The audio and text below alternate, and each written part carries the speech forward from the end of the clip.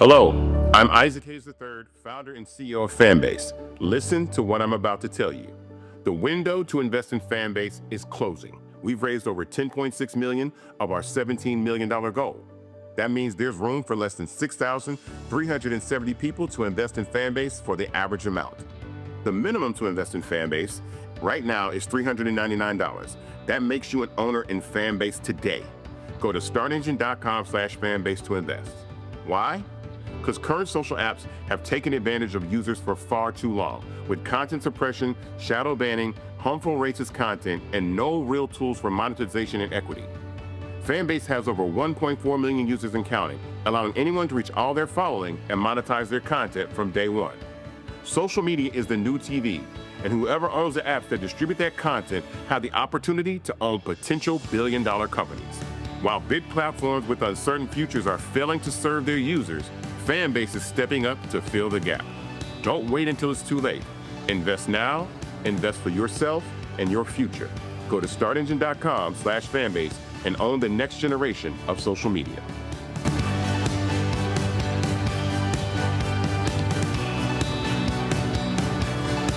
Folks, Black Star Network is here. Hold no punch I'm real revolutionary right now. Black power. Support this man, Black Media. He makes sure that our stories are told. Thank you for being the voice of Black America, Roland. Stay black. I love y'all. All momentum we have now, we have to keep this going. The video looks phenomenal. See, there's a difference between Black Star Network and Black-owned media and something like CNN. You can't be Black-owned media and be scared. It's time to be smart. Bring your eyeballs home. You dig?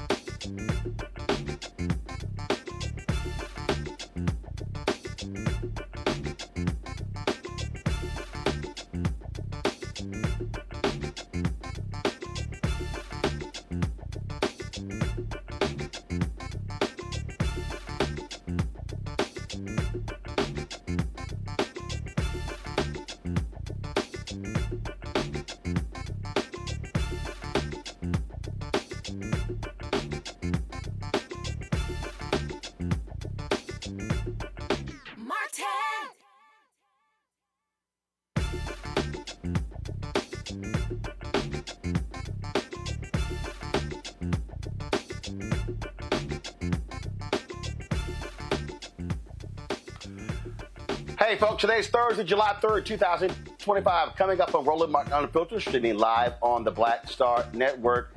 An epic, historic speech given by House Democratic Leader Hakeem Jeffries as he breaks the record for the longest floor speech in U.S. House history, speaking against Donald Trump's big, ugly, dangerous bill.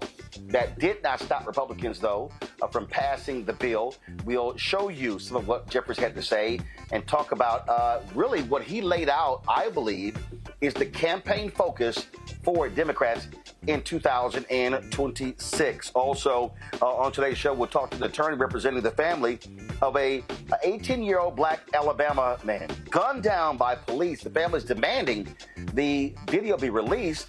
Police say, no, it's going to hinder the investigation. Also, a woman wrongfully accused of theft in North Carolina is fighting to reclaim her life. We'll talk with her and her attorney, Harry Daniels. That and more right here as Roland Martin Unfiltered broadcast live from New Orleans. It is time to bring the funk on the Black Star Network. Let's go. He's got it. Whatever the biz, he's on it. Whatever it is, he's got the scoop, the fact, the find. And when it breaks, he's right on time and it's rolling. Best believe he's knowing. Putting it down from sports to news to politics. With entertainment just for kicks, he's rolling. It's on go, roll, y'all. It's Roland Martin, rolling with Roland now. He's funk, he's fresh, he's real, the best, you know he's Roland Martin now.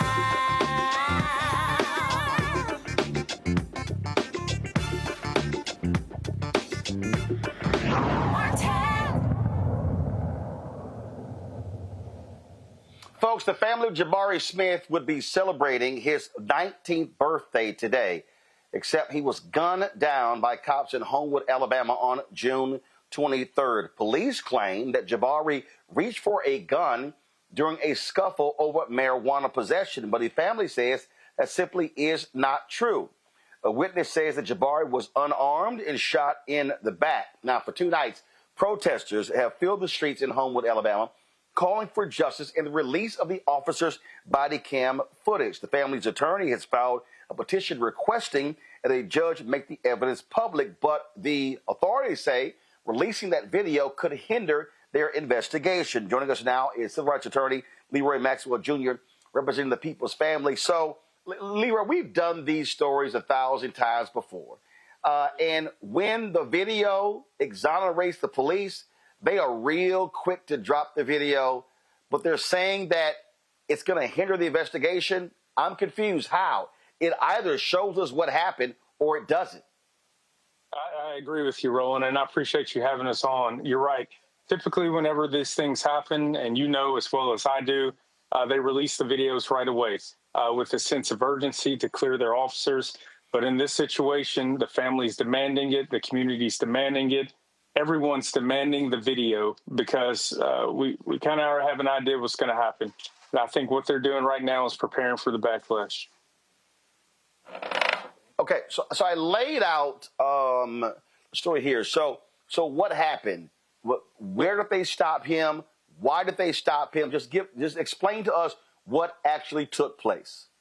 Right. So what we know right now is that this young man, Jabari Peoples, 18-year-old, recent graduate from high school, was in a suburban white neighborhood. It's a suburb of Birmingham, Alabama, which is typically a black city, but we have suburbs around there. And so he was in a suburban area, Homewood, probably 80% white population. He was there visiting with his girlfriend who recently graduated from high school, about to start University of Alabama. And they were hanging out at a local spot where most of the teenagers hang out, the Homewood soccer park. They were approached by officers. Officer claimed that he smelled marijuana, had a discussion about marijuana with the girlfriend. Nothing about Jabari and marijuana. But he pulled him out of the car, put him up against the car, and that's when things started getting real funny and murky. At some point, we know there was a tussle. The girlfriend takes off running, and one shot was fired, all right? And so we don't know what happened, but we know a couple things. According to the girlfriend, she had never seen Jabari with a gun. He was never armed. And afterwards, when the officer set her beside his bleeding body, did not see a gun at all. The next thing we know from looking at the body, having our investigators taking hundreds of photos, our own investigation, we know that there was one shot, and that was Jabari being shot in the back in the left lower quadrant. That was the only shot, no exit wound whatsoever. And then the third thing is that we know that there are surveillance cameras and body cam footage on the actual officer. Those are the items that are going missing. So what we have right now is witnesses saying he was unarmed, he was shot in the back, he's dead, he should be alive today. And then the third missing part of it is the actual video of what happened. And that's what the law enforcement's refusing to release at this point. And it doesn't make sense unless they're trying to cover something up. All right, so when you say the video has gone missing, what does that mean? Oh, well, not necessarily missing the video. We know where the video is. We know that Homewood City Police have the video. We know Alabama Law Enforcement Agency have the video. They're just refusing to allow us to view it. And so right now there's some bad laws on the books that allow Alabama law enforcement agencies to withhold evidence if they think it's an ongoing investigation.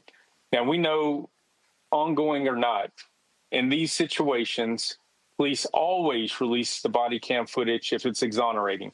If it's dispositive in their favor, they let it out. But we also know when it goes the other way around, they hold on to it. And I think that's what's going on here. We filed in court. We've made our demands. We just filed a pleading yesterday. So we expect to have our day in court and get this information immediately.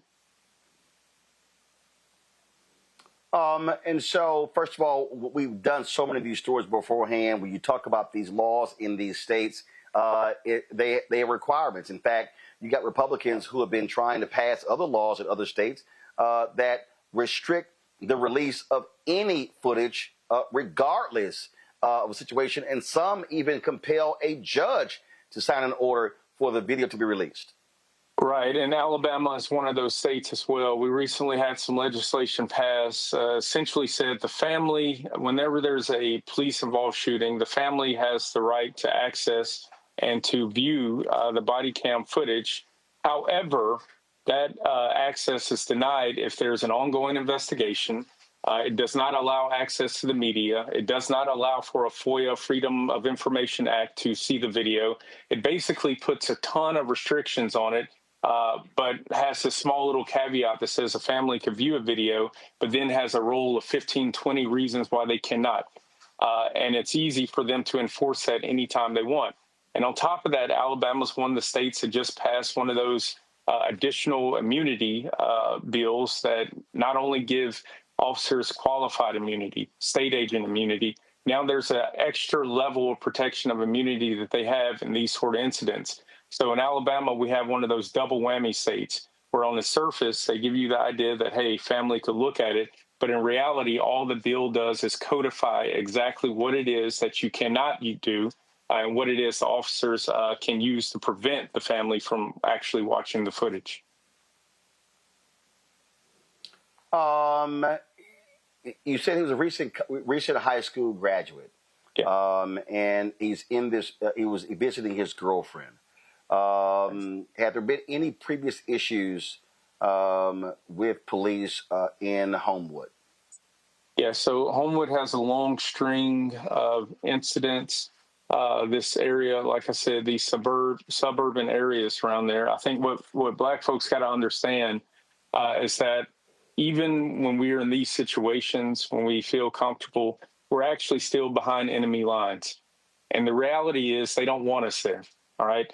Whether it's me, whether it's you, whether it's our sons, 18-year-old to 65-year-old, they don't want us there. If this was a young white boy and hanging out with his friends in his baseball uniform, they wouldn't have bothered him. But because of who he is and what he looked like, they initiated an engagement with him that was completely unnecessary. And even if his girlfriend did have marijuana on her, that doesn't lead to a death sentence. Jabari was someone's son, someone's brother, friend, bright future, wanted a future in law enforcement himself. He worked security at one of the major hospitals in the state of Alabama. So he had nothing but respect for the law.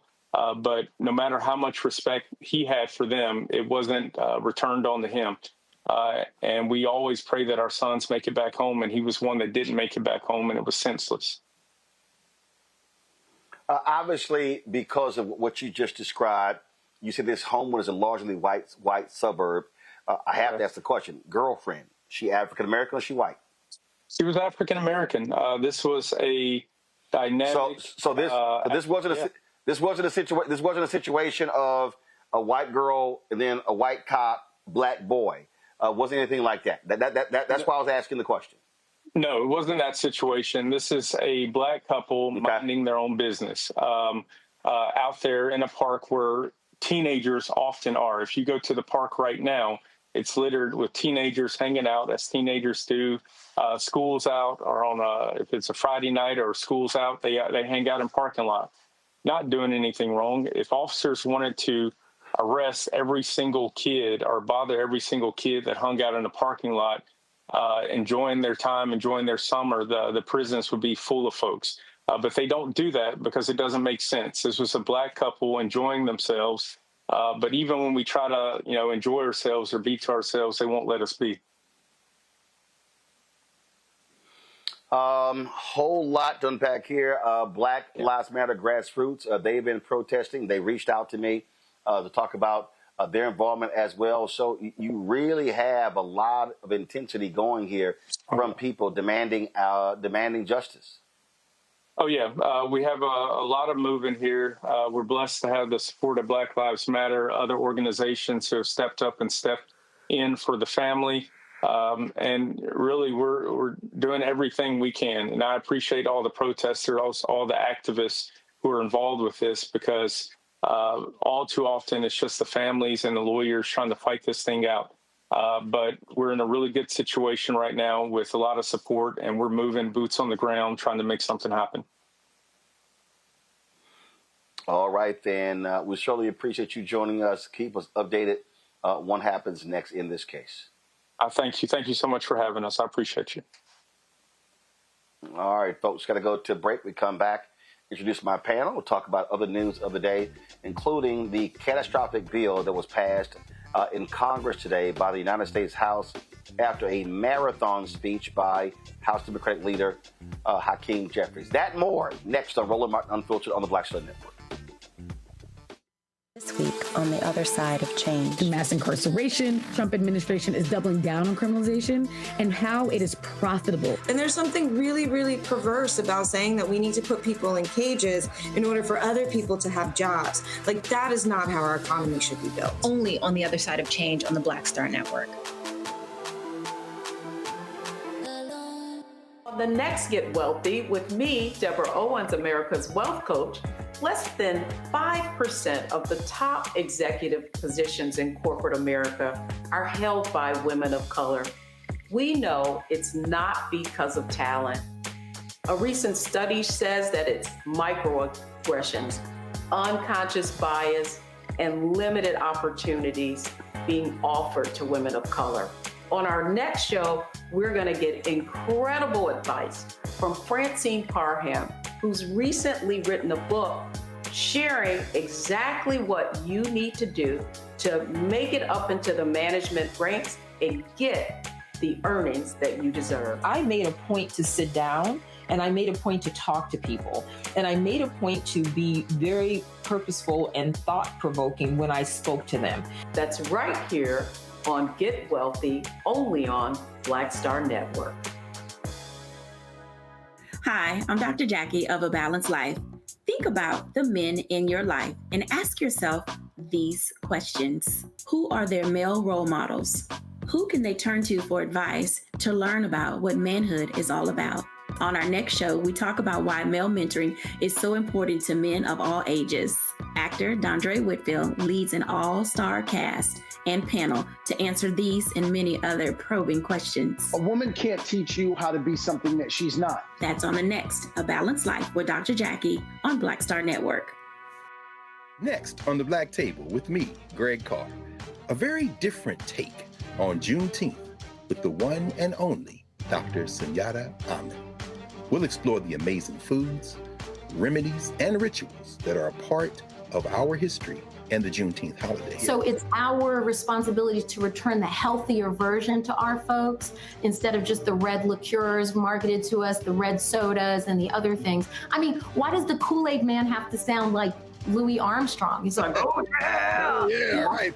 An enlightening and tasty hour of the Black Table, only on the Black Star Network. What's good, y'all? This is Doug E. Fresh, and you're watching my brother Roland Martin Unfiltered as we go a little something like this. Hit it. It's real.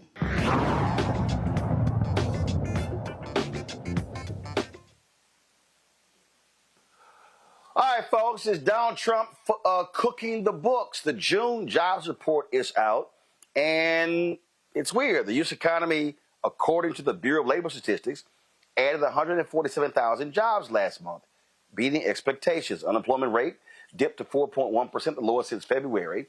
Most of the gains came from, guess what, government hiring, state and local, especially in education. The private sector added just 74,000 jobs, its weakest showing in months. And the federal government actually lost 7,000 jobs, continuing a year of deep cuts. Now, we're going to go beneath the numbers. Joining us right now to break it all down, Morgan Harper, Director of Policy and Advocacy at the American Economic Liberties Project. Okay, so Morgan, now I'm confused because we had the, what is it? Is it ADP? Their numbers before a day before saying loss of 33,000 jobs. Now this, and I've seen people posting on social media. I even saw an item where Bloomberg called out these numbers as being fudged. Can you explain us what the hell's going on? Well, I don't know if I even have full information on that. I mean, I have not seen that Bloomberg story. We don't, of course, know fully what's happening within the Trump administration. But I do think that it's possible that there's some discrepancies, and this does happen in other months too, some discrepancy between what the ADP figures are predicting and that we ultimately end up seeing from the government data. So, you know, hard to say for sure, but I think even if we are taking these numbers at face value, and like you said, Roland, they are showing some increase in job creation numbers, if we look below the hood, there's plenty to be concerned about and could be signs of future trouble. So explain. Okay, so for example, a few things to note, because like I said, there's a lot. One, people who are unemployed are staying unemployed longer. That's disconcerting because now it's like you're trying to find a job, but you're not able to get one. Problematic. Two, the manufacturing jobs continue to go down. So you noted that a lot of the job growth is in public sector, local, state government, education, even healthcare. You know, that's not usually private sector either. There's a lot of nonprofit hospitals, for example, things like that. We're not seeing the gains in the private sector. That's the whole theory of the case for them, is they're bringing back manufacturing and rebuilding America and all of this. Well, this is the second month in a row where we've seen multi-thousands of manufacturing job losses. And, you know, we noted, you know, it's not across a lot of different industries. The average number of hours that people are working is also going down. And of course, it's possible people are voluntarily trying to work less, or summertime, you know, maybe things with kids and who knows. But it could be a sign, and I think a lot of people are wondering if it is a sign that people, again, are not able to work as much as they want. So they are still employed, but they're just not able to get as many hours in, schedule as many shifts as they would like. And importantly, Black unemployment is rising. So even though overall unemployment is still staying pretty steady, in these numbers, from this past month, Black unemployment going up. And, and those fluctuate a lot. We've talked about that. So we'll just have to see how it all gets adjusted. But that is, the other take on some of these job numbers beyond the headline.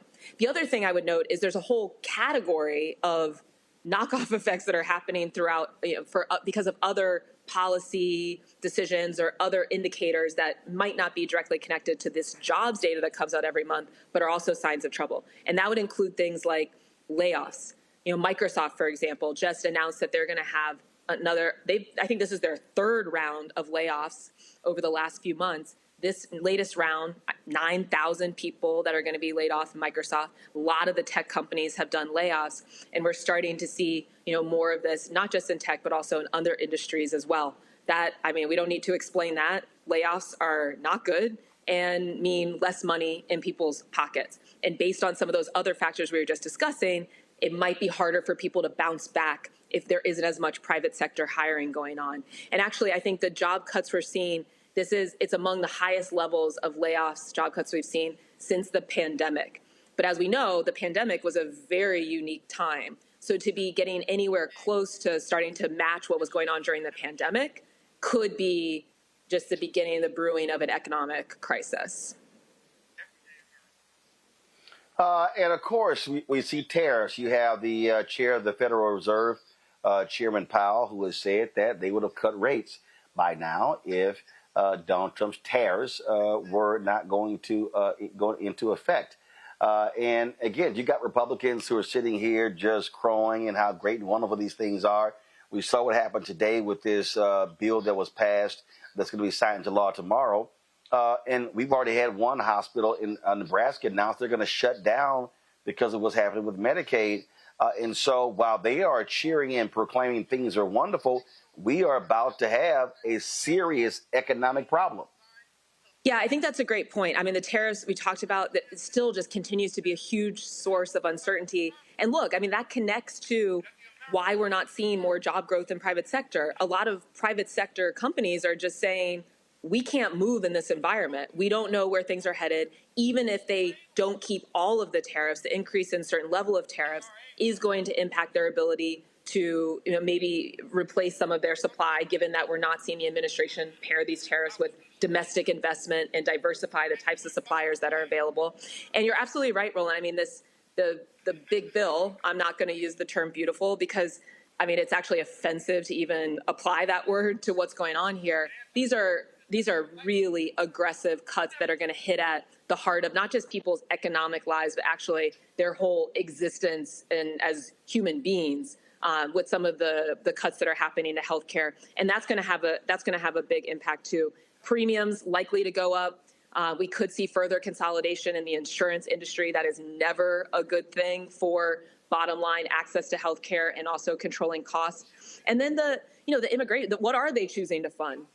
Choosing to fund ICE to the tune of $46 billion. Well, again, you can take the humanity point at it, and a lot of they said that they're going after people who are criminals, but I think we all have seen now that it's gone way beyond that, including picking up some people who are American citizens and their raids and all of that. Real chilling effect on workers, and then, getting into the economic impact, workers wanting to even show up. A lot of towns at this point, here in Ohio where I am, across the country, the immigrant population is the engine of the economy. And so if we have people, even if they're still here, they're scared to even leave their homes because of some of this ICE funding, well, we're not going to see the amount of labor that's needed to keep up some of our food supply and all of these things. And that could have detrimental effects as well and increase a lot of the costs that we face as consumers down the line. Will all of this happen right away? The impacts? No. But again, it does continue to feel like we just have this ticking time bomb. And that it's not if we will have some kind of economic downturn, it's when.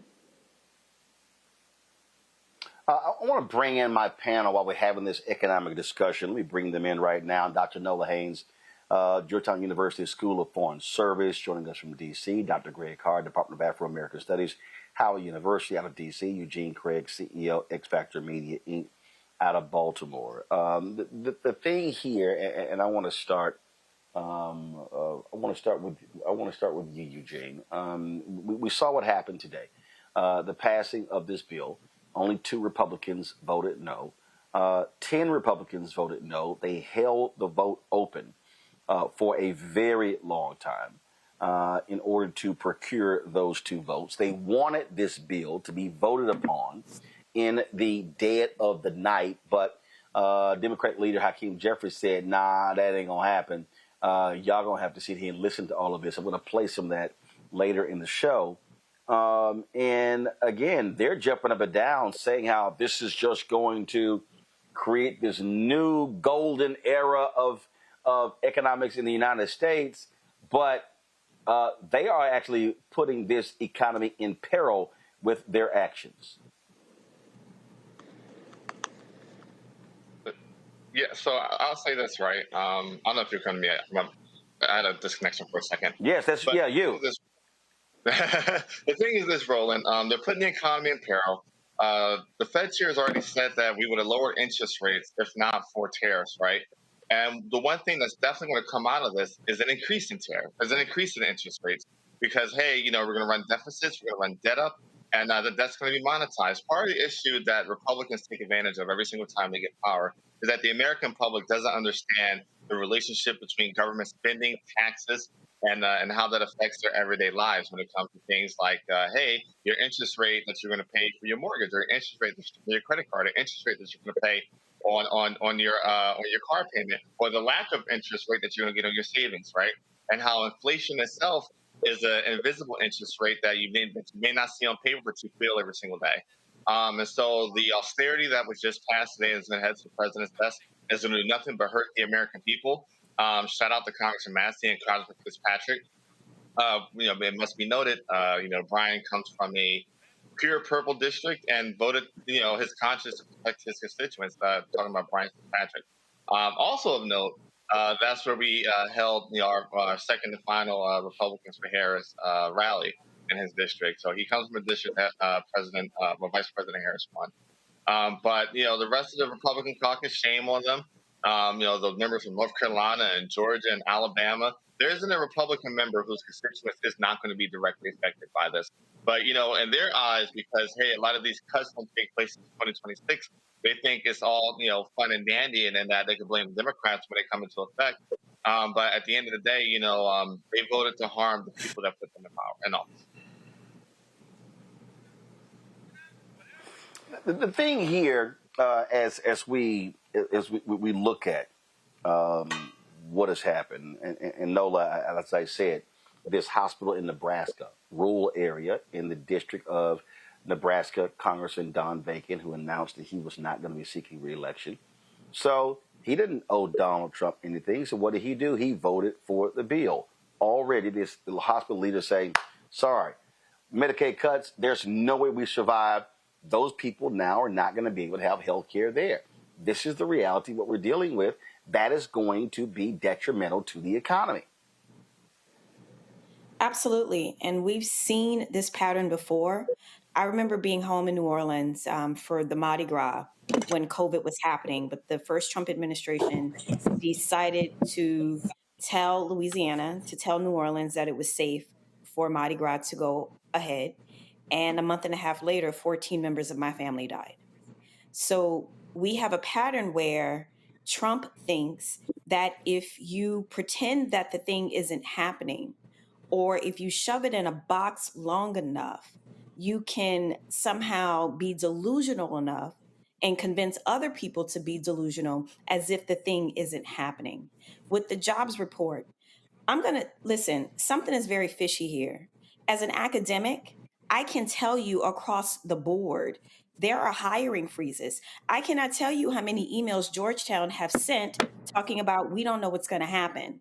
I have friends across the country from UCLA, USC, Harvard, you name it, there are hiring freezes and there's a lot of uncertainty, and people are losing their jobs or hours are being cut back. And I can tell you, as someone who just recently separated from Department of State, where over 3,000 people are on a chopping block for losing their jobs across the federal government, people have lost their jobs. So something isn't adding up here. Now, one thing that I did hear about the jobs report is part of that number are them bringing people back on that Doge fired. I don't know if that's true or not, but there's so many stories going on about the jobs report. But I'm telling you from my own experience, and this isn't, and I have the data sitting in my emails, something isn't adding up. People have lost their jobs, will continue to lose their jobs, but somehow we're adding jobs to education and to the federal government. Something is fishy. To that particular point, Morgan, look, we know I put nothing past this administration. Now, normally what happens when job numbers are revised up or down, that's based upon when new data comes in. And we've seen that happen before. And so earlier when you said we've seen it before where there's a discrepancy between ADP and the Bureau of Labor Statistics numbers, how does that happen? Why does that happen? Just give us that understanding. Yeah, and I might need to get even more information on that, but I agree with the main point that we don't know what we don't know, and when we look at what Congress could be doing, I do think that this is something worth inquiry. I mean, in addition to trying to speak out about the bill, it's like this is the time to be demanding specific investigations. That is another tool that Congress has to be able to have them show their work, right? But I mean, based on, and again, I want to see some of the sources that you're referencing, Roland, but based on what we know on the data that's available, I don't know that there's evidence of cooking the books, but I completely agree with all the trends that we're seeing. There have been a lot of job losses.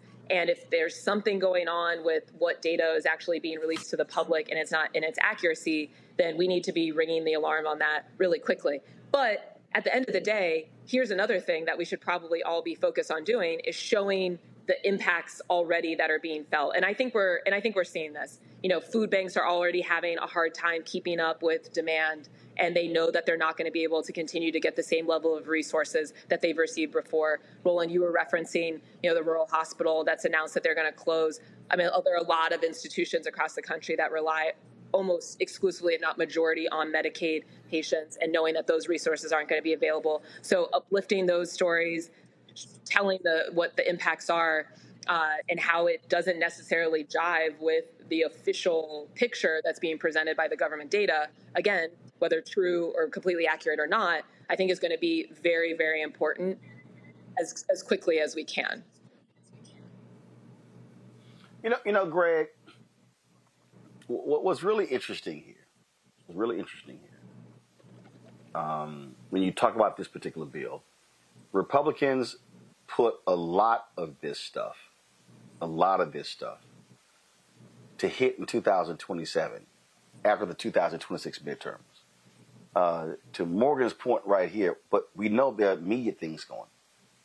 This, for everybody who's been saying, well, the Democrats, they're flailing, they have no message. The reality is they do now have one. They now have something where they can say what we are for and what the people are against based on what they've already done. And we heard that in Leader Jeffries' speech. And I'm going to unpack that a little bit further when we actually run that. But people have to understand, Trump has already said, hey, I've got more power. He controls Republicans with an iron fist. But this is a moment where Democrats are going to have to be nailing every day who this hurts, who gets impacted, and every time a hospital or a nursing home shuts down, they should pin that on Donald Trump, Speaker Mike Johnson, and every single Republican that voted for this bill. They absolutely should, Roland. The response from the white nationalists will be, they're eating the dogs. In other words, this is not logic. Never underestimate the power of white supremacy. As Joni Ernst, Senator Ernst said, everybody dies. They would rather die than save their own lives if it means that somebody else gets some health care. And so, yes, the Democrats do have a message. And yes, Leader Jeffries spoke for an impassioned almost 9 hours today. Yes, he broke a record. And then they voted the way they were going to vote anyway. I don't give any credit to Fitzpatrick.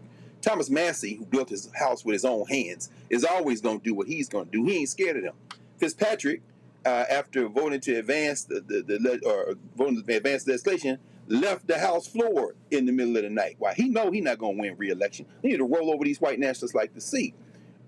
Morgan, as an economist, I really wonder what your thoughts are at the macroeconomic level about the United States. Thomas Flat Earth Friedman wrote in today's New York Times, as this bill passed, he said, can you hear it?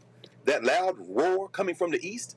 It's the sound of 1.4 billion Chinese laughing at us. Because in that bill, they're trying to revert to coal and all that at the same time that the world is moving forward with electric, with solar, with wind. And so what do you think about the jobs of the future, the U.S. economy of the future, as countries all over the world, Brazil and Mexico met this week, the EU trying to work it out with England, are looking for workarounds. Canada talking about it might be an energy superpower in the near future. As the world begins to work around the United States of America, what do you think is on the horizon as Musk's electric vehicles crater in sales? If you go to Dubai, if you go to Malaysia, what's on the streets? BYD, the Chinese car. I mean, what does the future of the American economy and the American worker look like with the passage of this bill? I can't say that anyone thinks the future is looking strong based on what's coming out of this bill, and there's a lot of uncertainty. I mean, even like I referenced earlier, that we're seeing tech companies announce all these layoffs. A lot of them they're saying are the result of AI, and it's just kind of the natural evolution of how things have to go based on how technology is developing. No, I mean that's been a fundamental problem in our country for a while, at least a few decades, that we're just kind of taking a lot of these companies at their word or letting them set the terms. And so we are in a situation of having kind of like private governments with these very large companies that now have been able to buy off the government, and then it's kind of game over. So that's a dynamic at play. I think also, just this level of like whiplash in policy making. I mean, you can't plan a society for the future if you're disinvesting in education, if you don't have people that are healthy. And so there's really no way to look at what's coming out of this bill and think, oh, great, this is really setting us up very well to be competitive globally. And I agree with you. I mean, I think a lot of other parts of the world are starting to discount how much leadership they'll see out of the United States for the foreseeable future. And, there's still potentially time to change course, but maybe not a lot of time, because with these types of cuts, with this lack of investment, with this lack of a plan, with this level of corruption, it might not be that easy to flip the switch, even if we do see a change in power in the new administration in a few years, or a change in the dynamics in Congress. Well, here's a perfect example. I'm sitting here. Politico has this story right here. It says conservatives say Trump won their mega bill votes by promising crackdown on renewable energy credits. Texas Congressman Chip Roy said, quote, "We believe we're going to get 90+% of all future projects terminated." Morgan, to the point that Greg was just stating, is simple. Where in the hell do you think the building is coming from? Where in the hell do you think the new jobs are? That's why the trade union. That's why the electrical workers were opposing this, saying, are you guys stupid? You've got companies that were announcing $400 and $500 million expansion projects. We sit here complaining about the Chinese dominating. America created the solar energy. Solar panels are an American invention, and they're just like, yo, China, y'all going right ahead. I saw a story earlier that said, let me see, I want to double check. I think it was in Norway. New car. I think it said that 97% of all new cars in Norway were electric vehicles. And yeah, right here in Norway, 90% of new cars sold in 2024 were fully electric, with the country aiming for all new cars sold by 2025 to be zero emission. Now, here's what's hilarious, Morgan. These right-wingers go, oh, electric vehicles, man, that's hurting the power grid. What's sucking up the power grid? These AI plants. The data centers. Right. So, for the data centers. So for people to sit here and for these Republicans to say, oh, we should stop, forget all these electric vehicle stuff. I'm like, y'all are on crack, and the crack you're on are fossil fuels. The reality, I've got General Motors is delivering on Monday to me an electric vehicle. We have to understand that this is real simple. You have to recognize where the future is. This bill and Republicans, Morgan, they only think and operate in the now. They don't give a damn about the next 10, 20, 30 years. And yeah, we're going to be in for a serious issue if the rest of the world says, okay, America, we know you are the largest economy in the world at $29 trillion. But we don't have to actually do stuff with you. If we partner with one another, we can bypass you. And that's going to be happening a whole lot over the next 3 years. Yeah, I think a couple of comments. I mean, one, the big tech data center situation, it absolutely impacts electricity. I mean, they're cutting these deals. They're going to raise electricity prices, but trying to spread the cost of that across all of us and individual ratepayers, not just themselves. And that is a huge problem and going to increase costs for people. And also water on the data centers extract a lot of water.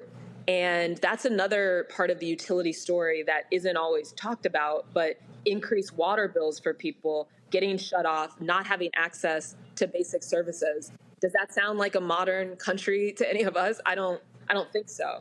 And so, again, like beyond the economic perspective, it's just like the real inhumanity of what they're doing is really tough to fully portray just the risks that it's creating for a lot of Americans in the future at all income levels. It's like, even if you feel like you're pretty good now, these are just going to continue to have ripple effects that I think will hit a lot of different economic classes. And yeah, I mean, it's very easy now it'll be an adjustment even for some of these countries to want to coordinate amongst themselves, but the incentive to do so is very easy to calculate. You cannot rely on the United States. I mean, not having people feel comfortable coming here to do research. That's always been one of the top benefits of coming to the U.S., having international people that either come and gain knowledge and have a great impression of the U.S. and go back wherever they're from, or come and love the education they got here and invest in starting businesses and hiring people. We're going to lose that. Investing in research and to create innovation even within the government. A lot of the private sector is just not incentivized to have the resources to do that, front loading of research and development to create the next great healthcare breakthrough or some kind of new technology. But why do we have the internet now? It's because there was government investment along the way that allowed engineers and scientists to be able to invest in that, learning and understanding that technology. The private sector is never going to do that in the same way. And so, this is potentially setting us back for a long, long time. And it's just a clear corporate giveaway, even things that don't seem like they're big corporate giveaways. Going back to the immigration issue, what is a lot of this funding going to go towards? Detention centers. Who owns detention centers? The same people that are operating prisons. And this is not actually investing in any communities. And it's just a complete giveaway to folks that already have a lot and are only going to get more. To that particular point, Nola, that people have to recognize, when you start having countries begin to align and work together economically, then that has an impact also military. That then impacts foreign policy. And so people need to understand that they may look at this bill and look at the actions of these Republicans only through the terms of America's interests, but the world is watching what happened today. They'll be watching when this bill is signed tomorrow. They will see how Donald Trump has shown that the Republican Party is utterly feckless.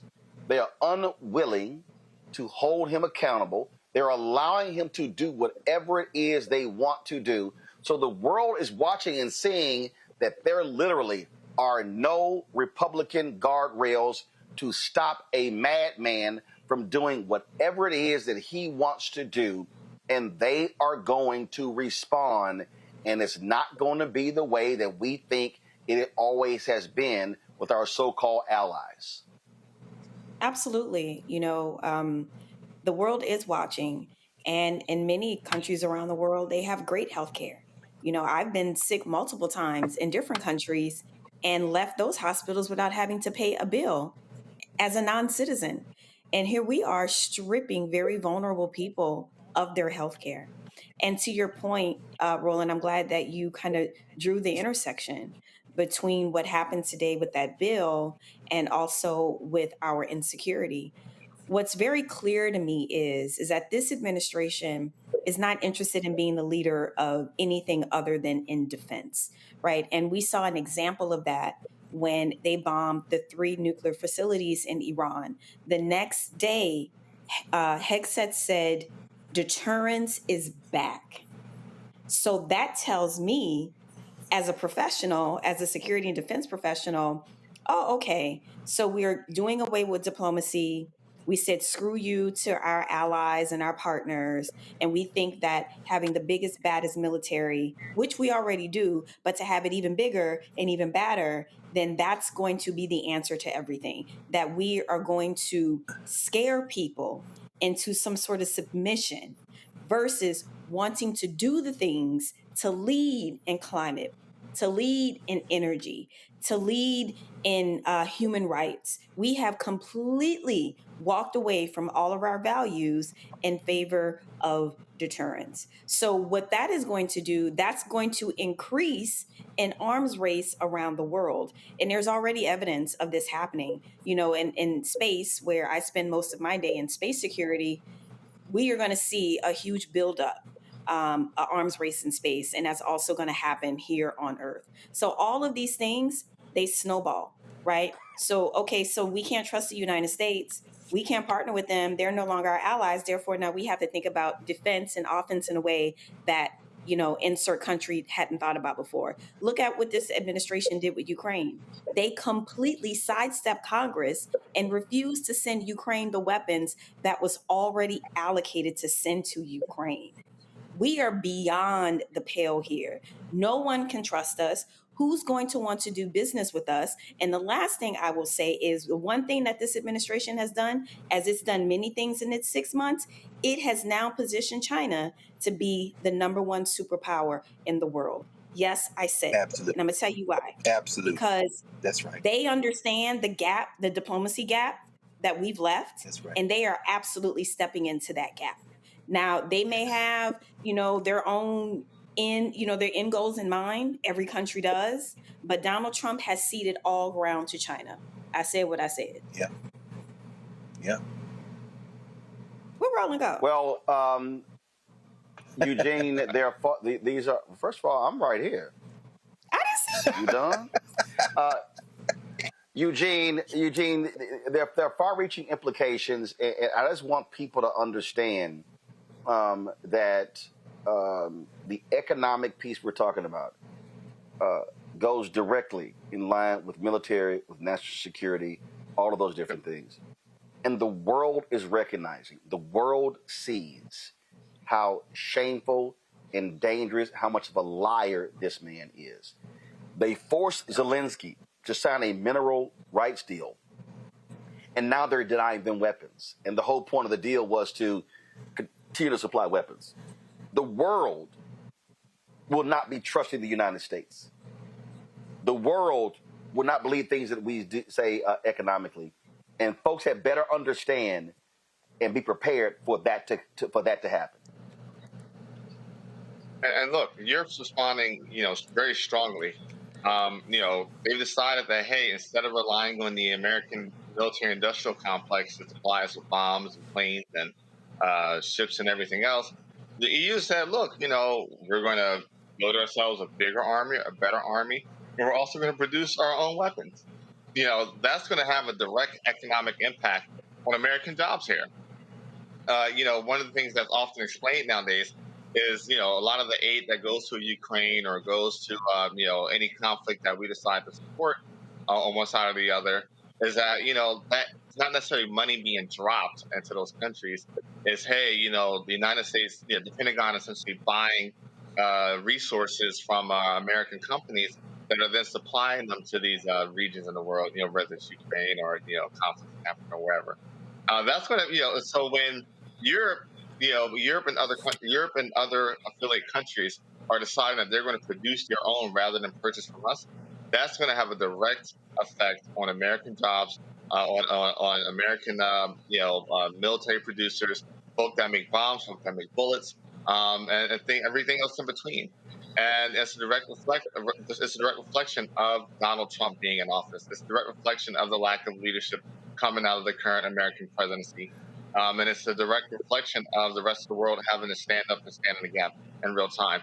I actually thought, when Representative Sparks voted against the rule last night, I actually thought her vote was going to hold because, hey, her sole issue is Ukraine, and they're cutting from the Ukraine, while at the same time, playing games with the weapons after forcing Zelensky to sign the minerals bill.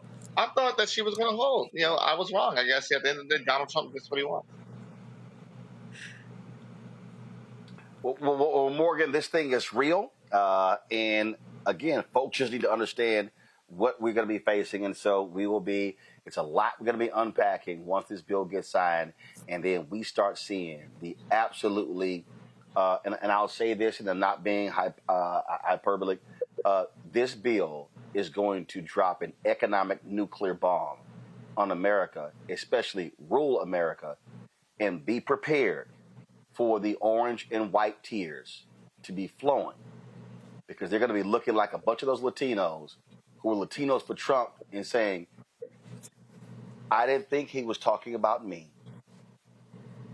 Morgan Harper, we appreciate it. Thanks a lot. Thanks for having me, Roland. Folks, going to a break. We come back. We're going to talk about a case out of North Carolina.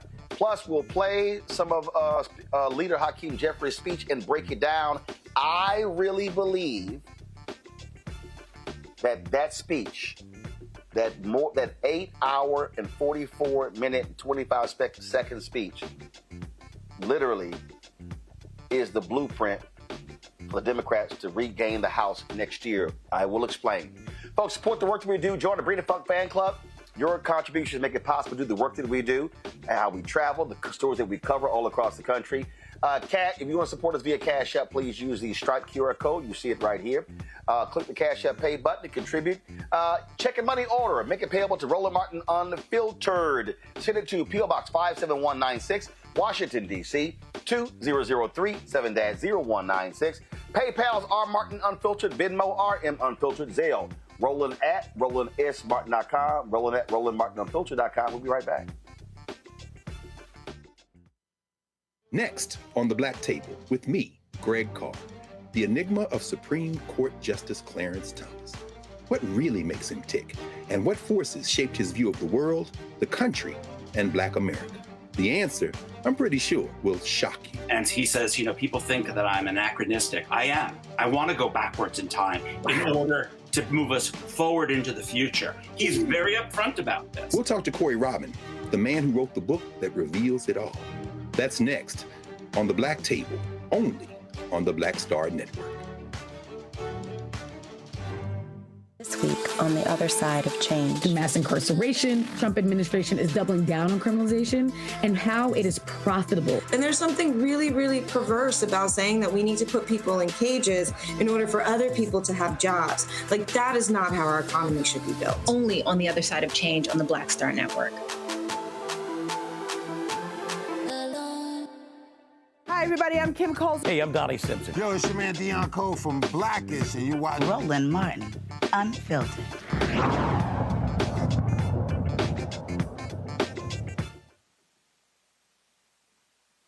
All right, right, folks, welcome back to Roland Martin Unfiltered here on the Black Star Network. You know what? There are so many different cases that we cover on this show that sometimes just leave you perplexed and you're like, what the hell is going on? Well, this story out of North Carolina is one of those. Attorney Harry Daniels is representing the system in this, and it's sort of strange, if you will, what transpired here.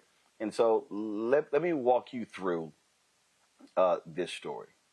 Okay, Tamara Parker was wrongfully arrested. Okay, now she loses everything, being falsely accused of a crime. No criminal record. She spends months trying to clear her name, loses her job, loses her home, after police claim she matched the description of a suspect, and the description was a black woman. Now, charges have been dropped against her. Her mugshot, though, online, people can pull it up. It's everywhere. And so imagine now you're trying to have to rebuild your life. Tamara and her attorney, Harry Daniels, joins us right now. Glad to have both of you on the show. So what the hell? First of all, what did they accuse you of doing? And what was the description? And was that person actually ever apprehended? And they in any way resemble you? I have no idea. So what they said happened was someone took someone's credit card information, bought 2 Apple iPhones, and sent them to an advanced auto parts store. I had no idea, what was going on. I don't think that they ever got a suspect. I'm not too sure, but not to my knowledge. I think I. So how do they get around to you? What happened? So I went into the store, the Advanced Auto Parts store. I went in on May the 16th of last year. I was looking for a part. I actually had the part in my hand and they didn't have it. I got assistance from the store associate. And then a little over a week later, the police came to my house and had a search warrant to search my home. I had no idea why they were, there, but that was the only time I ever went into that store. So the first time you ever go to this auto parts store, you looking for a part, then all of a sudden, a week later, they're showing up at your house. And when they show up at your house, what do they say? I let them in because there was something that happened at my daughter's school earlier that week. So I just thought a teacher was arrested. So I started thinking about that. Like, I thought they were coming to my house to tell me something happened to my child. So I let them inside to see what they had to say. And the guy just started yelling, I just want to know if this is a one-time thing or if you're a part of a ring. And I had no idea what he was talking about. So then he just kind of started going off. So then he told me what happened. Well, he said first, did you go into an advanced auto parts store? And I said, yes, I went there last Thursday to look for a part and I had the part with me. So that's what he told me. That's when he told me what I was accused of. And at first I thought it was a joke because who would do something like that? That was the craziest thing I've ever heard of. So then I opened up my wallet. I'm like, hey, you can look and see. I don't have anyone's information. I own my home. I have a good credit score, equity stuff in my home. I have reason to do something like this. This is the most ridiculous thing. But yeah, he was very aggressive. That is so Harry, what's crazy to me is if you're the store, you have surveillance video. If she didn't, the video should show if a card was taken, used, or whatever the heck. What the hell is this? Thanks, Roland, for having us on. Roland, first of all, we do a lot of cases usually dealing with serious injury, death related to law enforcement. But this was a case that we could not pass up based on the extraordinary and disbelief of what happened to this Tamara. No surveillance cameras, no outside cameras or surveillance cameras in the store at Advanced Auto Part in Dallas, North Carolina. She simply went to the store May 16th to pick up a part for her husband. She went to Advanced Auto Parts the next door. They didn't have the part either. What transpired was that, like she said, somebody sent these phones to the store, and subsequently, one of the sales associates at the store said that the person had came back in the store after police went to the store to pick up the phones. They came back into the store, and they took a picture of the person's license plate. Well, that day was May 20th. On May 20th, Tamara was nowhere around the store. In fact, she was at her kids' pre-K graduation, her other kids' graduation, elementary school graduation, out with family, nowhere near the store. And law enforcement knew it because when they took the phones, and she freely gave the passcode to the phones once they had the search warrant, and they did forensics on the phones, Roland. And in the forensics, they found that she was not at the store on the date that sales associate alleged that she was there. They knew that she did not commit this crime, but nevertheless, they pursued it. They got a warrant for her arrest. She was arrested. She lost everything. Her job, great job, her good reputation, mugshot. Her home is now foreclosure for sale. She's several months behind, and she's currently under care of a doctor. This is, and she's unemployable at the time because she was an insurance agent, and nobody wants to hire anybody who's been accused of stealing, identity fraud, or identity theft, especially when you have public trust and you deal with a public identity on a day in, day out basis. But this is one of those cases that law enforcement, overzealous law enforcement, a clerk that we're going to get to the bottom of what happened here because she clearly gave false information to the police that Miss Parker was in the store. She was not. We're going to find out where that come from. And not just that, law enforcement completely ignoring innocence, exculpatory evidence, and pushing forth an agenda that left this family upside down, literally, with finances and in a place that anybody could have been in, especially the Parker's family, where she was a law-abiding citizen, hardworking, taxpayer, no criminal record, making money, own her own home, equity, savings, accounts, good credit, and all of a sudden, all of that was taken from her as a blink of an eye. So we got a lot of work to do. We're going to pursue this case, and we're going to make sure we get some justice for Ms. Parker.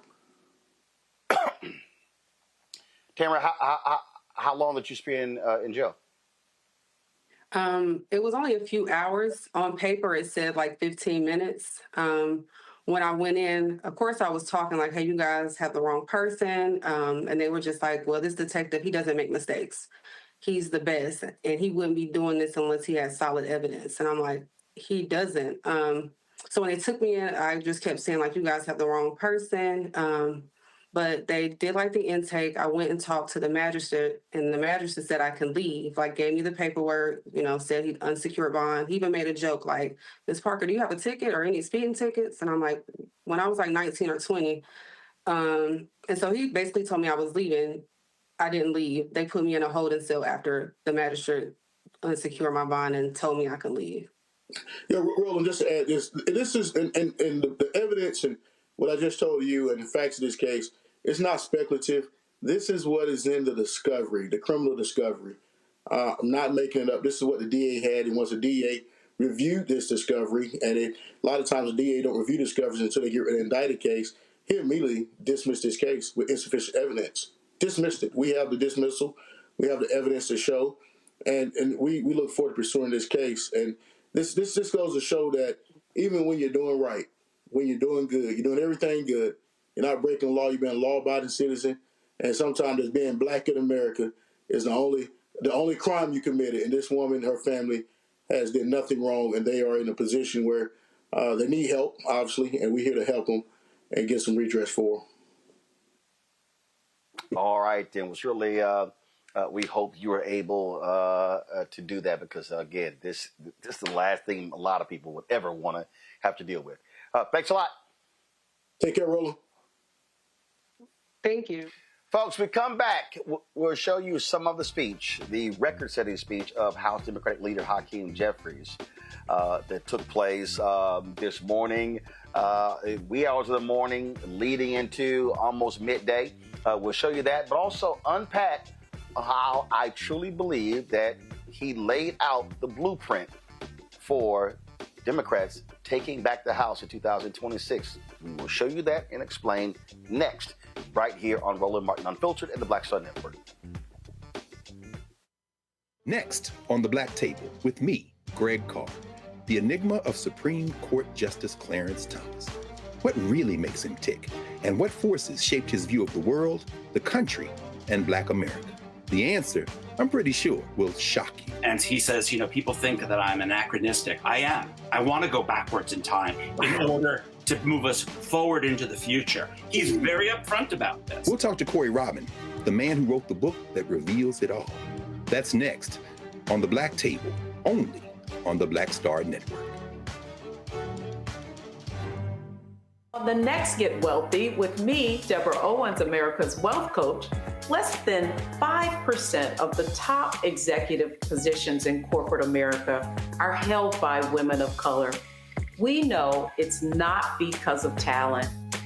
A recent study says that it's microaggressions, unconscious bias, and limited opportunities being offered to women of color.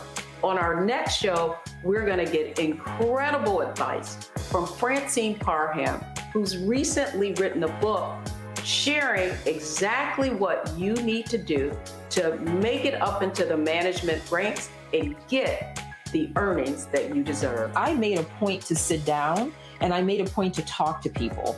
And I made a point to be very purposeful and thought-provoking when I spoke to them. That's right here on Get Wealthy, only on Black Star Network.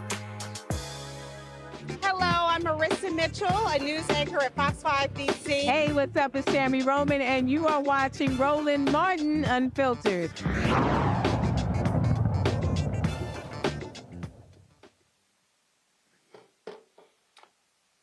Folks, before we play some of the speech Democrat Leader Hakeem Jeffries, this is the GoFundMe page for Tamara Parker if you are interested in donating. She's trying to put her life back together. And so this is it right here. So far, less than $1,400 has been raised. And so, again, you see it right here. And so go to GoFundMe, type in her name or type in wrongfully accused, trying to rebuild my life. And there you go. All right, folks. A record-setting speech from Democrat leader Hakeem Jeffries speaking against Donald Trump's so-called big, beautiful bill, which is really a big, ugly, dangerous bill. Jeffries broke the record set in 2021 by then Minority Leader Kevin McCarthy, which was 8 hours and 32 minutes. He spoke today for 8 hours, 44 minutes, and 25 seconds. Here is some of what he had to say. But the aspirational part of the Declaration of Independence, of course, that is often famously quoted. But then if you read other parts of the Declaration of Independence, extraordinarily written document, it reads like an indictment against the extremism of the king. It reads like an indictment against the kings. I think of King George. It reads like an indictment against King George's flood the zone strategy. It reads like an indictment against King George's shock and awe strategy. It reads like an indictment against what I think may have been called Project 1775, which is what brought us to Project 1776. And you look at this indictment, and one of the things it alludes to, it talks about, is the notion of the king's effort to stop the assimilation of people from other parts of the world into the United States of America. So we understand that from the very beginning of this great country, there was a recognition, of course, of the importance of immigration to the success and vitality of the United States of America. And let me be clear, Mr. Speaker, so there's no misrepresentation. As House Democrats, we understand the importance, the urgency of securing the border. We believe that our immigration system is broken and that it should be fixed in a comprehensive and bipartisan way. So many leaders in that effort, so many big ideas were willing to partner in a bipartisan way. Pramila Jayapal, Linda Sanchez, Adriano Espaillat, Tom Suozzi, so many others. Veronica Escobar, we want to partner to fix our broken immigration system in a bipartisan and comprehensive way, secure our border. But we're also going to make sure we stand up for our nation's heritage, a nation of immigrants, which continues to this very day. It's an important part of American exceptionalism, and as far as I can tell, in my reading of the original document, the writings of the founders of this great country, the framers of the Constitution, they recognized it from the very beginning. They weren't perfect. We didn't have a perfect start. But of course, as the preamble to the United States Constitution set forth, we the people, in order to form a more perfect union. Mr. Speaker, we've been set on this magical course, our march toward a more perfect union. And the immigration journey has always been an important part of the American journey. That's why it's heartbreaking to see some of the things that are happening in the country right now. The targeting in such an extraordinary way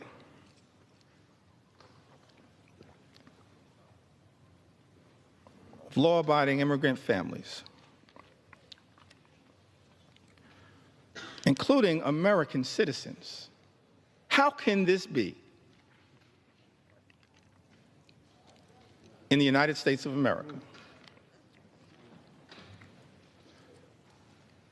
Some people who might suggest that we should stay away from these stories. No, I'm going to lean into this part of the American journey because we support our heritage as a nation of immigrants. And we're going to stand up for dreamers, stand up for farm workers, stand up for law-abiding immigrant families all across this country. U.S. citizen children have been deported, Mr. Speaker. Is this who we've become in the United States of America? How can this be? This is extraordinary. 2-year-old American named Manu Borges Santos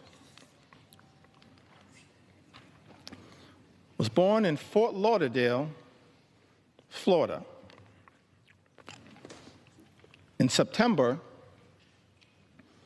of 2022. In February, she was taken into custody in Florida alongside her mother and father, both of whom were undocumented. And as a result of this situation, we're fed up with Project 1775.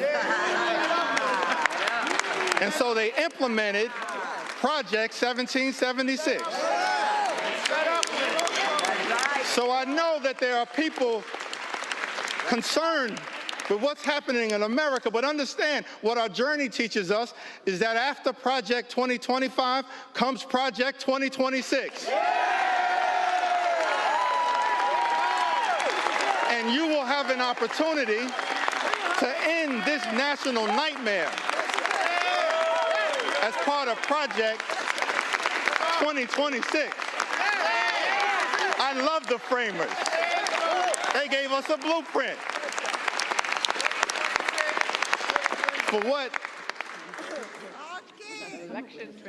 for what should give us hope in this moment. That's right. I think that I want to close by referencing Take your sweet time. someone who we all serve with. I want to stand on the shoulders, if it's okay, on some of our civil rights heroes and foot soldiers. Yes, yes. Those whose character, whose conviction, whose courage should give the American people hope at a moment of great despair. Many of us had the great honor of serving with Congressman John Lewis.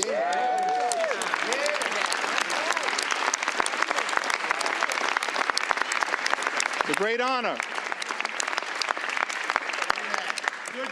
Mr. Speaker, to serve with Congressman John Lewis. That's right. And I came across something that John Lewis said in June of 2028, that hopefully, no matter what the outcome of this vote,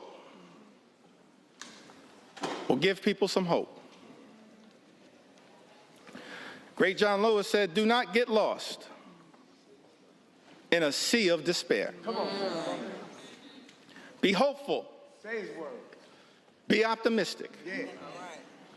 Our struggle is not the struggle of a day, Not one day. a week, a month, or a year. That's right. It is the struggle of a lifetime. That's our struggle. No matter what, Mr. Speaker, you decide to do today, that's our struggle. Standing on the shoulders of John Lewis, that's our struggle. Never ever be afraid to make some noise and get into good trouble. Good trouble. Good trouble. Necessary trouble.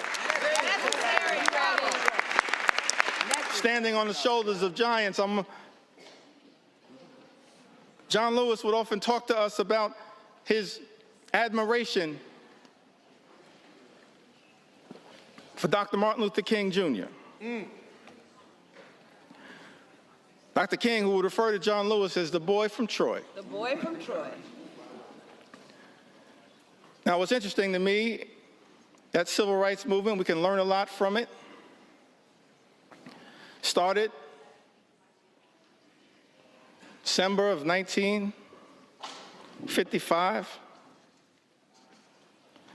And Rosa Parks sat down on that bus so that all of us could have the courage to stand up. That's right. Wasn't an easy struggle. All the odds were stacked against these civil rights heroes and foot soldiers. And during the early days of the movement, a difficult part of the movement, Dr. King, after they've been targeted, arrested, beaten, harassed by the authorities,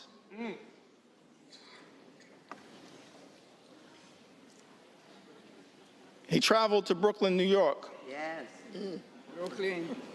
And spoke at the Concord Baptist Church. I think it was in March of 1956. And he said to a group of people of every race, every religion, every life experience, Concord Baptist Church in Bedford-Stuyvesant. Said to them, no matter what the odds, we've got to press on. Press on. Press on. Press on. Dr. King said that if you can't fly, run. That's right. If you can't run, walk. That's right. If you can't walk, crawl. But at all times, press on. Press on. Press on. And keep pressing. Press on. And so as I take my seat, I just want to say to the American people that no matter what the outcome is on this singular day, Fight forward. we're going to press on. We're going to press on. We're going to press on.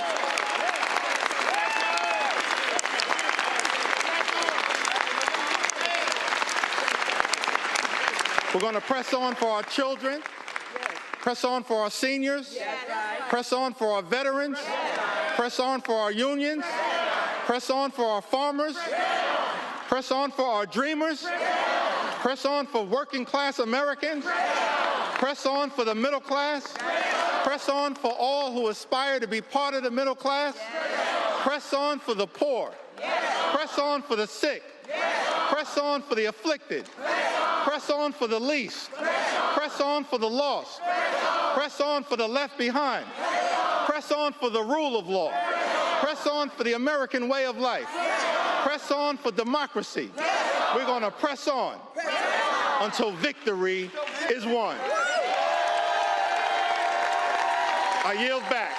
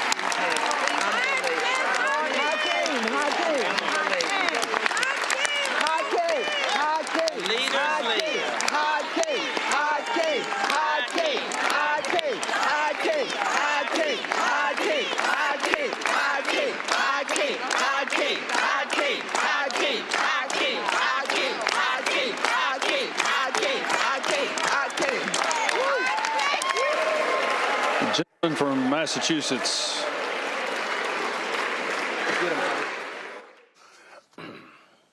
So let me unpack what happened. Jeffries did not tell his Democratic caucus that this is what he was going to do. And that was a very smart thing. You had some Democrats who were bitching and moaning, saying, well, he could have given us a heads up and where we would have booked multiple flights and, you know, that would have been nice. Well, no, because those idiots would have leaked it. Okay? So let me explain to you why this speech was so important. And I see all these people. I see all these old, really smart people.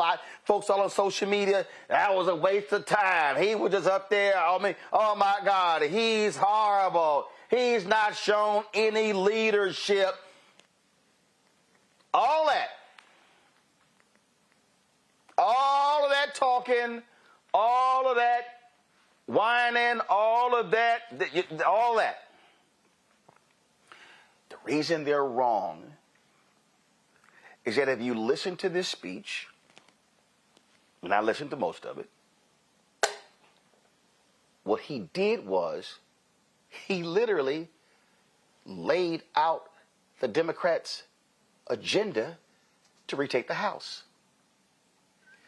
You heard him say you had Project 2025, when next year there will be Project 2026. Y'all, That literally is the name, or what that's the name that Democrats should adopt as their battle plan for next year.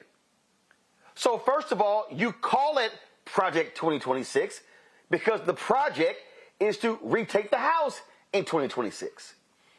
If you listen to the speech, he spent lots of time talking about health care, talking about food, talking about housing. Hello, that's the agenda. In fact, I saw a tweet, and there was a Republican who somebody posted that this bill does this for food, does this for education, and does something else. And this Republican goes, yes, exclamation point. So that Republican is cheering all of those things that this bill has done. You take David Valadao of California, Republican. 64% of his district relies on Medicaid. Whoever is running against him, that's all you run on. And you go after that 64%. See, I don't know what people want. I saw one woman, she sat here and she was talking about, oh my God, this has been awful. It's this, it's that. They have a trifecta, y'all. Republicans did not need any Democrat votes in the House to pass the bill. They didn't get any.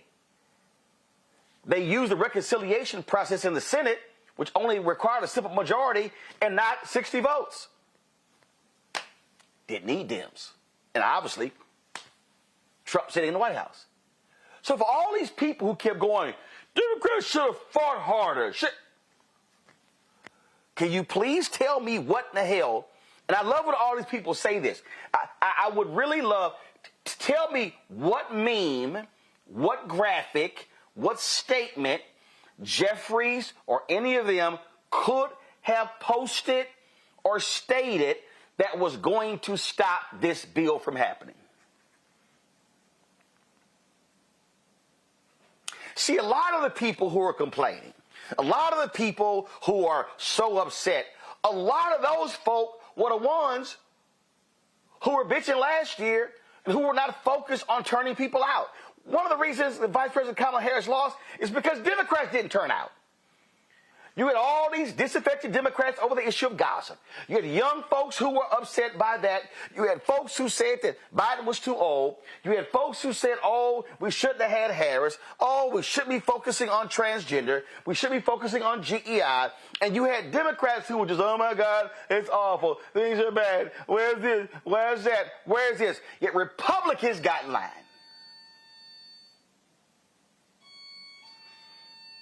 How did Republicans pass this bill? How did they go from losing 217 to 207, holding the vote open, and then converting the holdouts? It's because they fell in line. Because they said, you can't get everything that you want, but we're going to get this bill right now. See, I keep saying Democrats have a history of snatching defeat from the jaws of victory.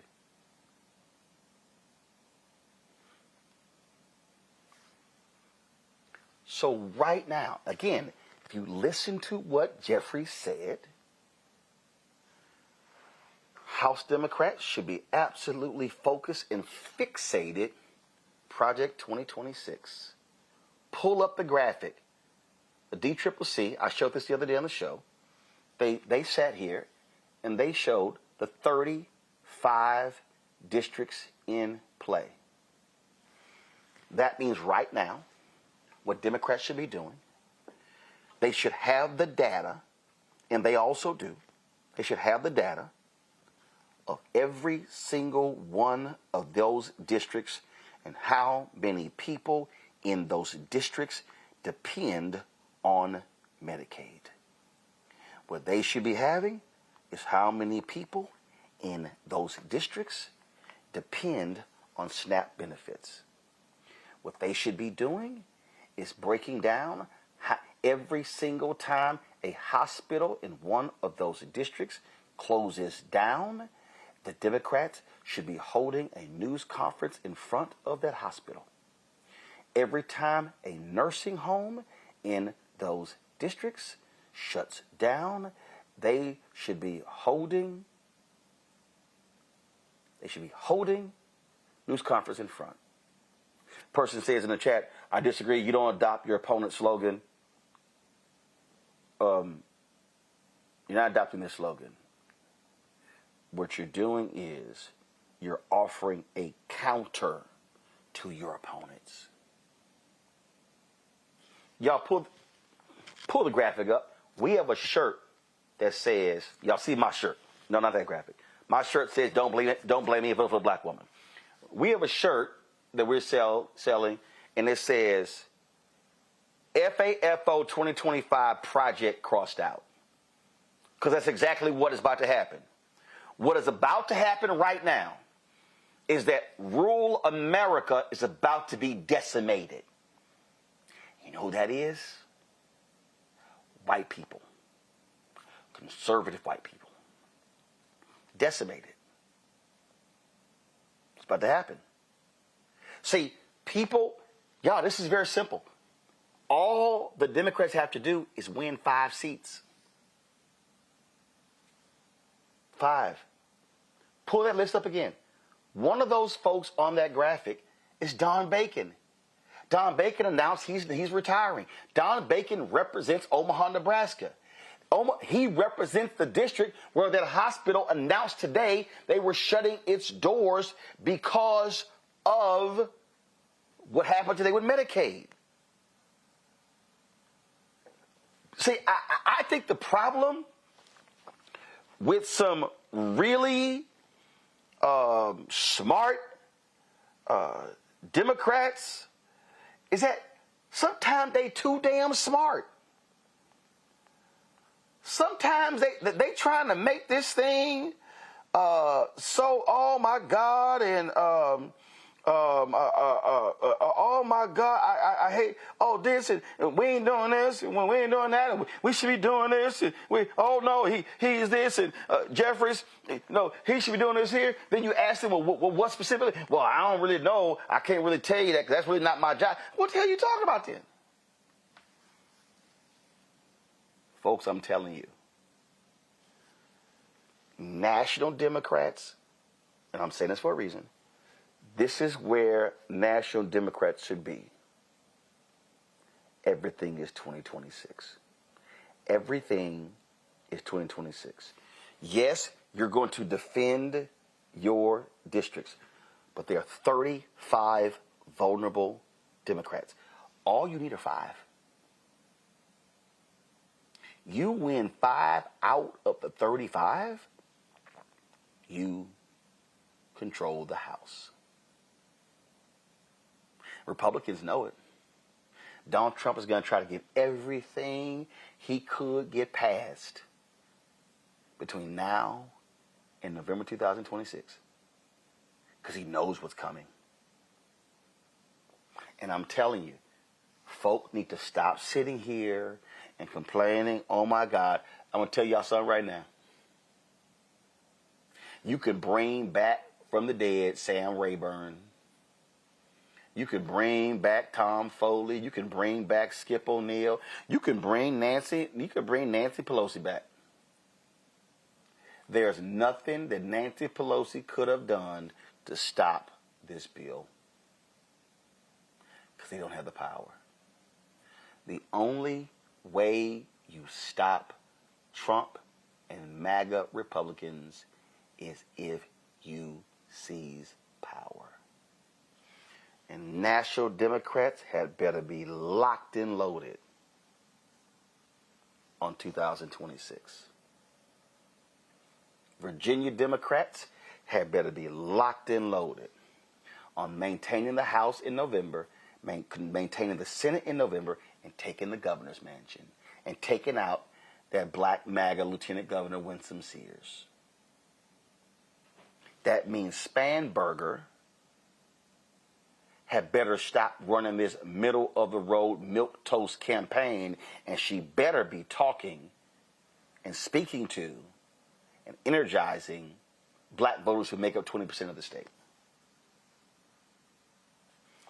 You cannot stop someone from doing something, and you cannot advance your agenda if you do not have the power. Go to my panel. I want to go to you first, Greg. If people actually stop getting so caught up in theatrics and, oh, the person didn't move me, I wasn't excited.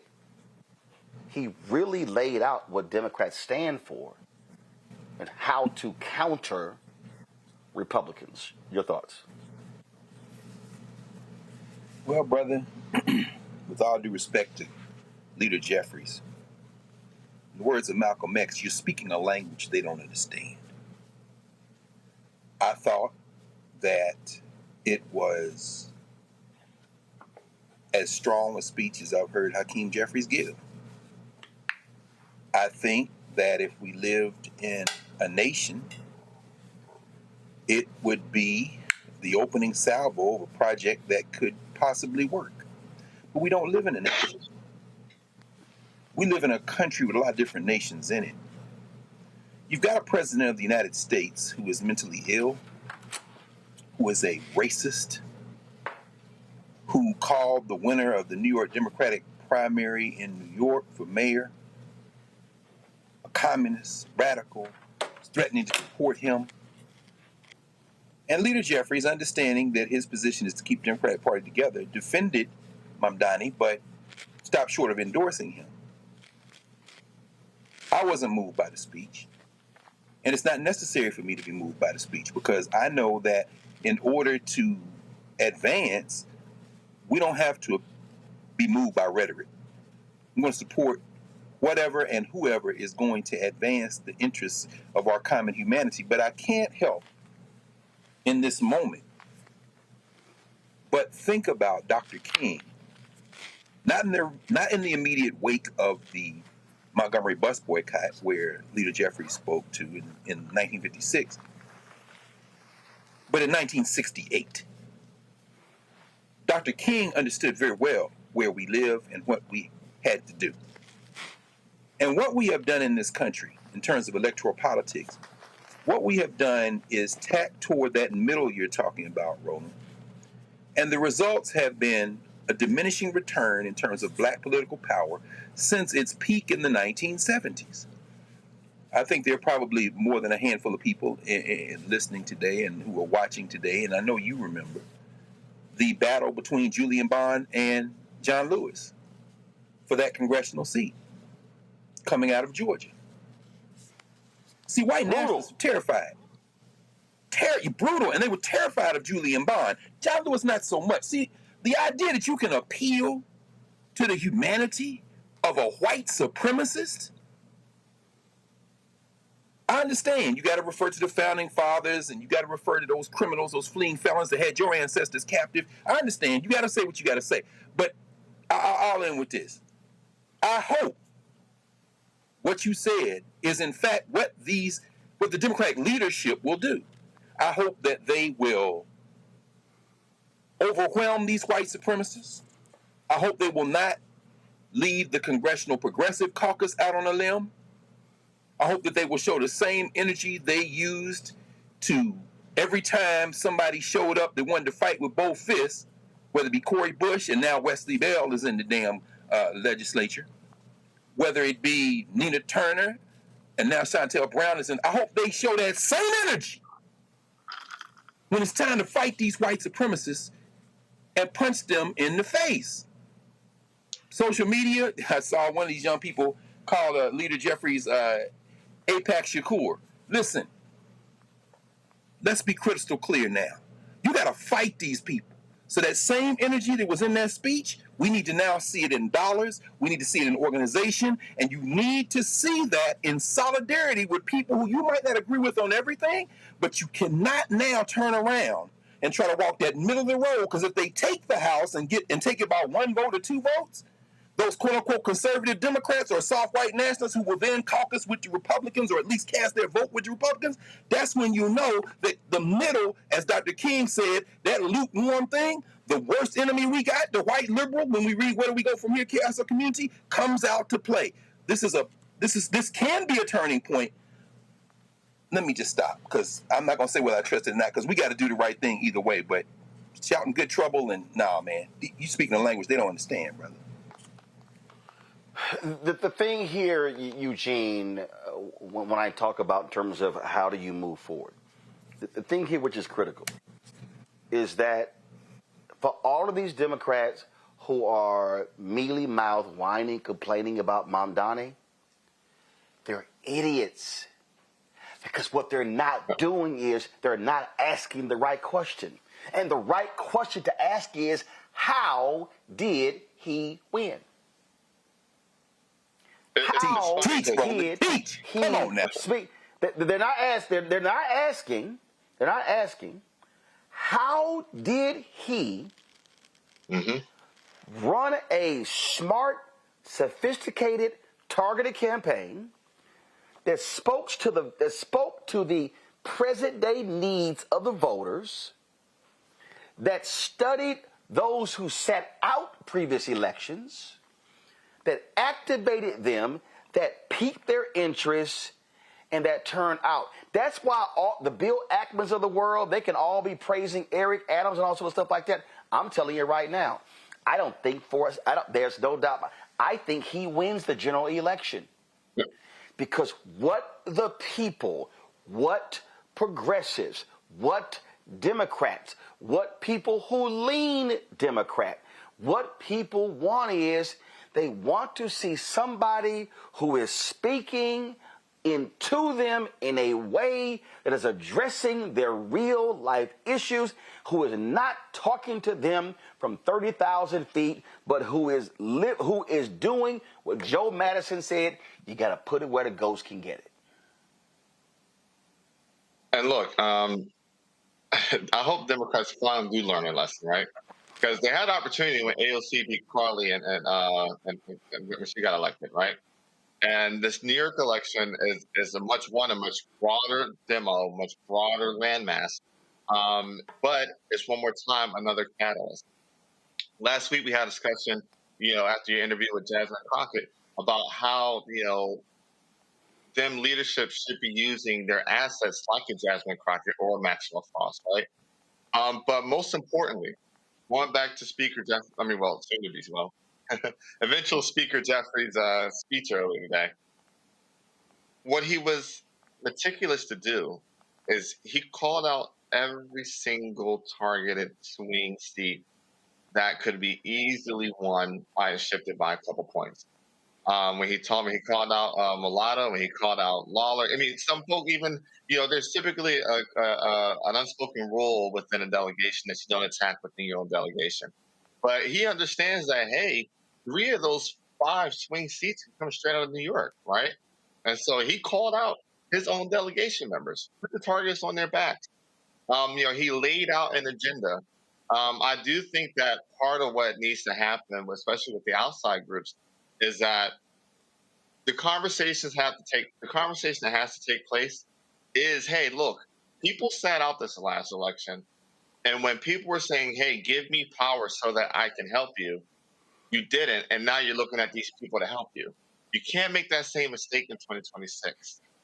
You can't look at Hakeem Jeffries or Dem leadership in the House or the Senate and say, do X, Y, Z to stop this. Well, the math is really simple in both of these chambers, and the rules are even simpler. It's majority rule. Majority rule, minority rights, right? That's political science 101, every single class. Comparative politics, political science, poli-sci, any 101 class, the first thing you learn about American government is that it's majority rule, and majority rule, minority rights. But it's still majority rule. And what people have to understand is that you have to give the people that are looking out for your interests power to look out for your interests. You can't come to them 6 months, 8 months, a year later and say, what are you doing? You're doing nothing. Well, hey, because of the way the system's structured, I don't have power to do anything.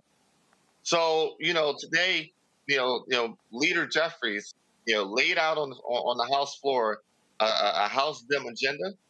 He called out, members of that represented, constituencies, which effectively is, hey, the Dem leader reached out his hand to these constituencies, saying, listen, if the people that you voted for, you elected, are going to give away everything and not protect you, then give us the opportunity to actually work with you. And look, I think you're going to see a wave. You're going to see a 2010, 2018 wave election in 2026. Nola, one of the things that Bishop William Barber does that I think is brilliant is that when they have their rallies, they do not allow politicians to speak. They let impacted people speak. You heard Jeffries read letters from individuals in those Republican districts talk about Medicaid, education, people with disabilities. What I'm speaking to right now, Nola, are those white Democratic strategists who keep running bullshit campaigns that don't resonate.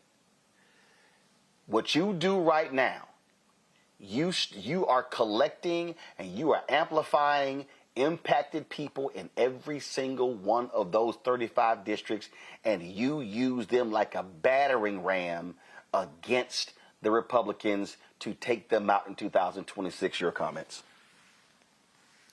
What I heard in that speech is 3 words keep resonating with me. We the people, we the people, we the people. That's what leapt out to me.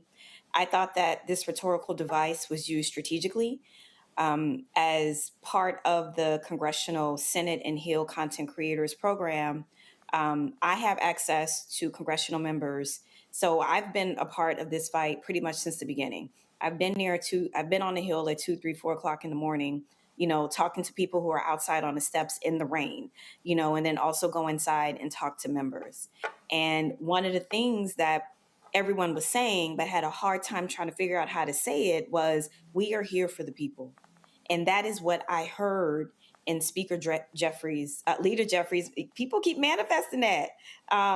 That's what I heard in his 9 hours. For me, it wasn't necessarily about, him being this generation's orator. I saw it as strategic. And one of the ways in which I saw it as strategic was he brought this bill into the daylight. And this is where I think the Dems were very successful. People are talking about this bill in a way that they would not have been talking about it if the pressure was not on, if multiple knees were not on multiple necks.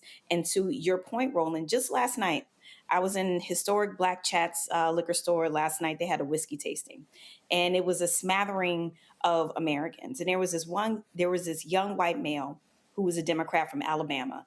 He said, I am uneducated and I have been a blue collar worker my entire life.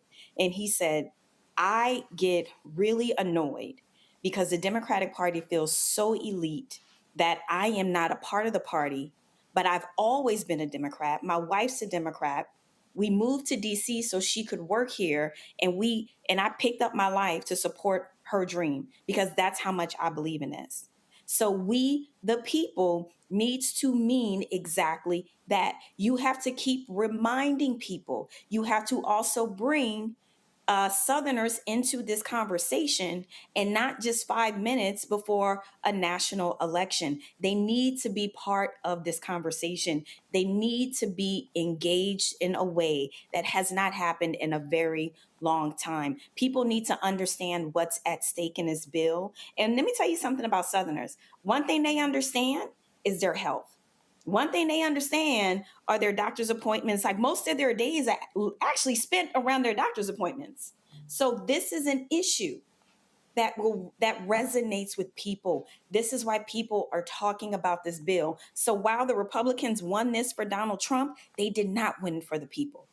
And to your point, Roland, that's what Democrats have to keep reminding people of. They won this for Trump, not for them.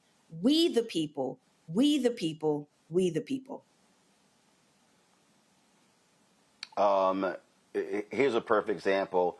of what I just think is dumb.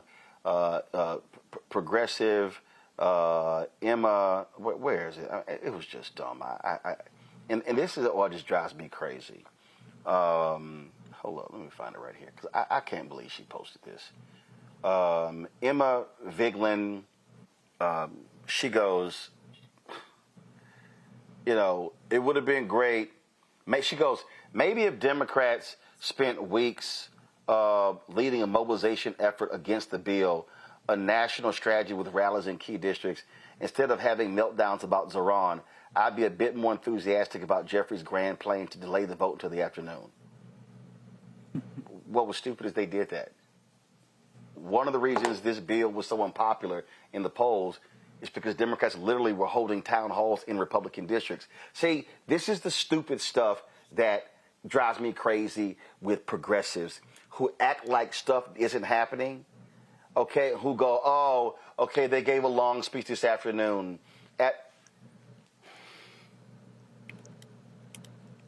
The thing is this, right? I'll jump in here as what pisses... Eugene, go ahead. Oh, no. The thing is this. What progressives have to understand is what conservatives also have to learn, right? And then actually finally switch up their playbook for the Obamacare saga. Everything, you're not going to stop the bill, right? But what you do is you use the moment to build for the party and the power that you want come next cycle. In 2010, Republicans were in a much worse position than Democrats are right now. And they rallied and lined people up and had people, flood Congress during the passage of Obamacare. The bill was going to get passed, but you used the moment to build to what you want. Speaker Jeffries actually used a tool, right? And it's actually unique, literally to just the leader of the party. Only the leader gets unlimited talking and speaking time. So essentially used the only version of a House filibuster to maximize the moment. And these progressives who probably have never given to a candidate, who's probably never knocked on a door, who's probably never run for office themselves, probably isn't involved in their local Democrat apparatus in one way, shape, or form, but can get on Twitter or Facebook. No, Don't do that. I'm sorry. Don't do that. Greg, go ahead. Okay? Don't do that. Don't do that. Let's be very clear. This is not... We need to stop acting as if we are in a high school civics classroom. These are white supremacists. When you see Mike Johnson, when you see Steve Scalise, and they behind the desk doing a little dance a couple of hours ago. Steve Scalise was protected by a black woman and black law enforcement when somebody tried to take his life, and that punk-ass racist continues to be a white supremacist. This isn't a two sides thing. Yeah, I agree with you. I got a lot of friends who are ultra-radical. They like, listen, are they both parties the same duopoly? I'm constantly enrolling those. You've been beating that back as well. But this is something else. Yes, Ocasio-Cortez and Bernie Sanders have been out there, and then, you've got Eric Swalwell go out, and now they're starting to do that. But the Democrats are timid. Let me be very clear about this. This isn't Democrats versus Republicans. This is white supremacists and billionaires versus everybody. If you're not going to do that, what you said before, and Roland said as well, is very important. How did Mamdani organize? He spoke to issues. He was sharp. He was fast. He knows what he's doing. He's 33 years old. He's making these great videos. He's going to get an egg and cheese in the bodega, and he's tying it to taxes and billionaires getting breaks. And he's saying, we got to free these buses. We're going to have some community, some city-owned grocery stores. And guess what? He wins after all those people, including all those Negro politicians in New York City, elected officials that lined up behind a man who should never have office again, Andrew Cuomo, like they were saluting the flag. I'm looking at Greg Meeks over the shoulder of Hakeem Jeffries sitting there. And when Cuomo lost, Bill Ackman and all them racists went and pulled Eric Adams out the grave and said, stand up and salute. And you know what the Democrats have done? Not a damn thing. So here's the thing. You're not going to compromise with a white supremacist. And beating up the progressives is a recipe for a loss for the Democratic Party in 2026. Put that in the book, brother. All I'm saying is very simple. And that is the reason Jeffrey's speech today was important is because you got to have something that you begin to galvanize people around. You couldn't just say, oh, well, like I'm telling you, I'm just sick of these progressives who think that, oh, they could have somehow stopped this. The question now is, if you despise this bill, what are you going to do now? I am quite sure that there were numerous times Dr. King and Ralph Abernathy and Septima Clark and Fannie Lou Hamer. I'm quite sure there were numerous times. James Farmer. I'm quite sure there were numerous times. A. Philip Randolph, where they were just frustrated, and they was like, I feel like I'm speaking into the wind. But the reason they kept speaking, the reason they kept protesting, is because they understood it's the constant churn, and it's the awakening of people. And what's going to happen when this bill gets signed, the cuts begin to happen, and people begin to cry. They begin to cry first, then they begin to cry out, and then when they cry out, they then are looking for some place to go. They're looking for some place to join. They're looking for some place to tap into, and so the responsibility of Democrats, of progressives, of civil rights groups, and nonpartisan groups is to be able to say, we have created the place for you to come. We have a place for you to join. We have a place for you to sign up. We want you to engage in this. That is the point of it. But it is ludicrous to sit here and go, oh my God, he just spoke so long. It was a long speech. It did nothing. Everybody knew his speech was not going to somehow cause Republicans to go, oh my God, a lightning bolt has hit me. The Lord is speaking to my spirit, and therefore I'm going to change my vote. No, they knew the Lord that they serve, the little g God they serve, is Donald Trump. But the whole point there is, if I could give somebody a sliver of hope, give somebody a sense that we hear you and we understand you, then we can go from there. But see, here's the challenge now. The challenge now for Leader Jeffries, the challenge now for DNC Chair Ken Martin, the chair now for Chuck Schumer, the chair now for the PACs and consultants and the candidates and the activists. The challenge for them now is, what are you going to do after July 3rd? What are you going to do after the bill is signed July 4th? What are you going to do on July 5th and 6th and 7th and 8th and 9th and 10th and 11th and 12th and 13th and 14th and on and on and on? That's really what the challenge is. And so when you have people who are in a position, who are ready to take action, that now means that if you're Jeffries, you're going out and you're recruiting candidates in every single race. That means that you're sitting here crafting a message. That means that you are stopping and bitching and moaning about Mamdani and studying his campaign and studying his commercials and studying his strategy and looking at how they did it. Because what you're going to have to do in that district where they have 64% on Medicaid, you're going to have to go get those folks because they don't vote. You're going to have to not go out and try to convince some Republicans to vote for you. I'm sick and tired of hearing Democrats say, we're going to have to, yes, and Yank Huger and others, we have to listen to them. No, we don't. We don't have to listen to them. We don't have to talk to them. What you have to do is activate the 90 million folk who don't vote. You have got to be able to reach them in a certain way, and that, folks, is how you win. And I guarantee you, y'all can write it down right now at 7:11 p.m. Eastern on July 3rd, 2025, that if Democrats have the courage to sit amongst the people and not talk to the people, not preach to the people, but listen to the people and engage the people and then activate the people, then you are going to see a blue wave sweep across this country come November 2026. And then they'll be able to say it all began with an 8-hour and 44-minute and 25-second speech on July 3rd that exposed this nasty, ugly, dangerous bill for the whole nation to see and did not allow it to be passed in the middle of the night. But the question is, for folk watching, for folk who are tweeting, for the folk who are posting, for the folk who are complaining, the question that you now have to answer, I go back to that movie, The Untouchables, when they're in the balcony, church balcony. Yeah. And you got Kevin Costner. That's right. He's sitting here across from Sean Connery. And Connery said, what are you prepared to do, Elliot Ness? Well, I'm prepared to do whatever I need to do under the law. He said, then what are you prepared to do? Then. He said, when they come at you with a knife, you come at them with a gun. One of them put your people in the hospital, you put one of them in the morgue. He said, that is the Chicago way. And that is how you do it.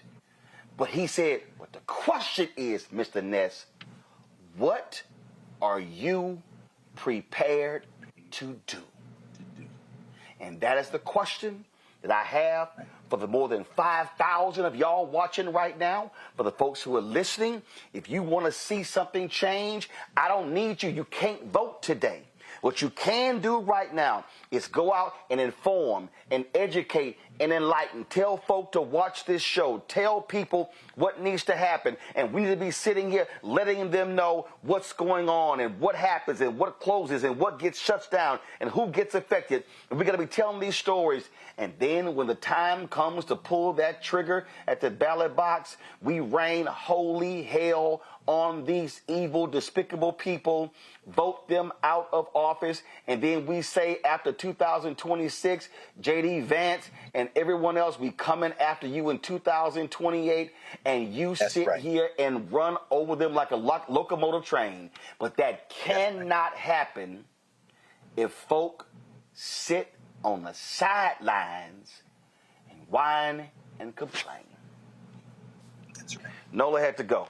Let me thank Greg. Let me thank Eugene for joining us on today's show. Tomorrow, we will be playing the rendering, and Greg was one of the folks who participated, What to the Slaves the 4th of July. That speech that Frederick Douglass gave. That speech that still resonates today. We'll be playing that tomorrow. While Republicans are happy and they are celebrating with Trump signing the bill and firing fireworks, we are going to be getting busy and working. Folks, y'all enjoy the 4th. I'll be back live Monday for the nation's capital. I'm here in New Orleans for Essence Fest. If I see you here, let's take a photo. If I see y'all wearing Rolling Unfiltered gear, we will take a photo and I'll post it on the show. Folks, again, thank you so very much. Folks, do me a favor, and that is support the work that we do. We need 20,000 of our fans contributing on average $50 each a year. That's $4.19 a month, 13 cents a day. We need that to happen. And so please, if you want to contribute via Cash App, use the Stripe QR code. You see it right here. Point your phone to it. That's the QR code. Click the Cash App pay button to contribute, or go to RolandMartinUnfiltered.com for the link. Send a check or money order, P.O. Box 5719. First, we'll make it payable to Roland Martin Unfiltered. Send it to P.O. Box 57196, Washington, D.C. 20037-0196. PayPal is R Martin Unfiltered. Venmo RM Unfiltered. Zelle Roland at RolandSMartin.com. Roland at RolandMartinUnfiltered.com. Download the Black Star Network app. Apple phone, Android phone, Apple TV, Android TV, Roku, Amazon Fire TV, Xbox One, Samsung Smart TV. Be sure to get my book, White Fear: How the Browning of America is Making White Folks Lose Their Minds, available at bookstores nationwide. Download the version that I read on Audible. You also can support us by be sure to get our gear, get our Roland Martin Unfiltered gear. Listen, if you have ordered our gear and you have not gotten your order, send us an email. Go to RolandSMartin.com. Click contact, send us an email. We can help make that happen. We are talking to another company to do our products because we've had too many problems with Custom Spring. But the products are at rolandmartin.creator-spring.com. Don't forget, support Fanbase. Download the app. If you want to invest, get more information, startengine.com/fanbase. Folks, that is it. I appreciate y'all watching on the show. Y'all know we do what we do. And again, we really need your support for the work that we do because we are doing our best to speak to the issues that matter to our people. And so if I see y'all around New Orleans, it'd be great to see y'all. Folks, that's it. I got to go. Enjoy July 4th. Get some rest. Enjoy yourself. But we going back to work on Monday. Take care. Holla!